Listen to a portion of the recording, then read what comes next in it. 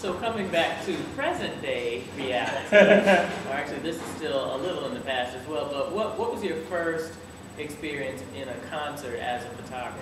Like, how'd you get started with the jazz concert photography?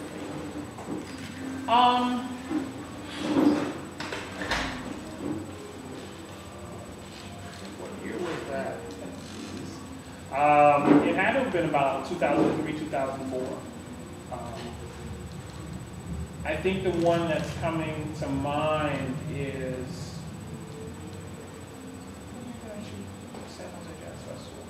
I think I actually, maybe 2000, as early as 2002, I might have taken my, my point and shoot Olympus film camera out and shot some photos at the San Jose Jazz Festival. And that was before I was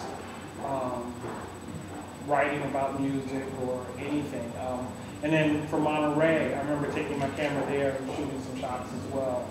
And like I said, that was also before I was really, into it. It was just like, regular photographer just going out and, shooting some shots. I think I really started to look at it a little bit more seriously when I had an opportunity to shoot some shots at Claire D did a web broadcast for her Music Moves album. And I had the opportunity to just take some shots there. I was just shooting with digital, no big deal. Okay, these are okay. And I said, oh, I got to, you'll be at something, you shoot some photos and say, oh yeah. You get to the point where you've got some shots and you tell the artist, oh, I took some shots at your concert, I got a few shots, I'll send them to you. And you don't think anything of it. So, time went by, and I knew there was a, really good professional photographer there at the time who shot some shots also. And it was like, I know they'll probably use, because I know they were going to use some of the shots that were taken for her album cover or for her next album. So, I didn't think anything of it. And about a year later, probably April of 2005, Claire D and her husband were going to the Shirley One concert. And we ran into each other, and they handed me this palm card with this photo on it for the album, for Music Moves. And I'm going, oh, wow, that's really a great photo. I'm going, that's really a good photo. I like that. Oh, wow, that's great.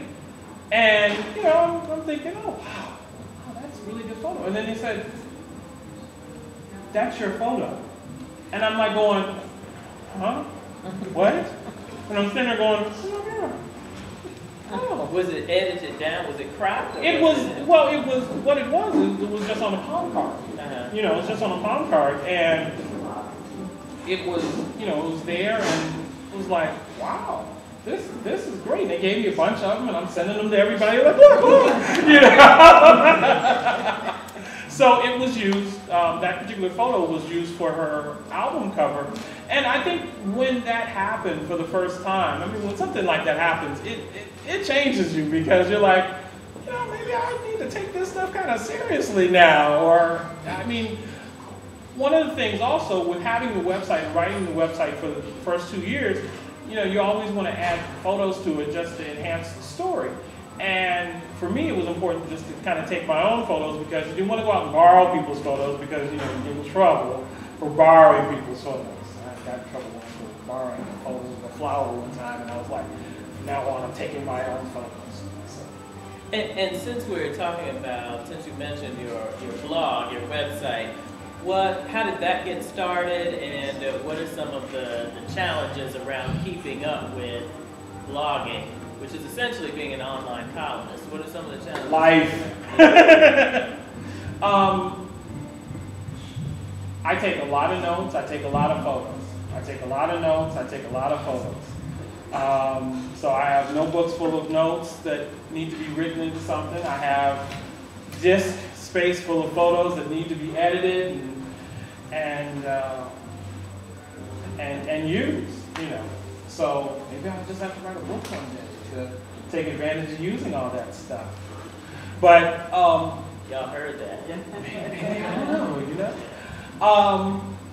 What happened was, I got an opportunity. I got asked about writing some reviews back in 2002. I got asked about writing some music reviews for a publication. And I wrote some reviews, wrote like 8 short reviews, and it was a variety of different types of music, including jazz, dance, R&B, just stuff that I really liked. And the publication, they really liked them. And they were like, oh wow, this is what we want. I'm like, okay. No reviews. Okay, so the reviews were never published. And what happened was, I went to Monterey Jazz Festival in 2002 for my first time.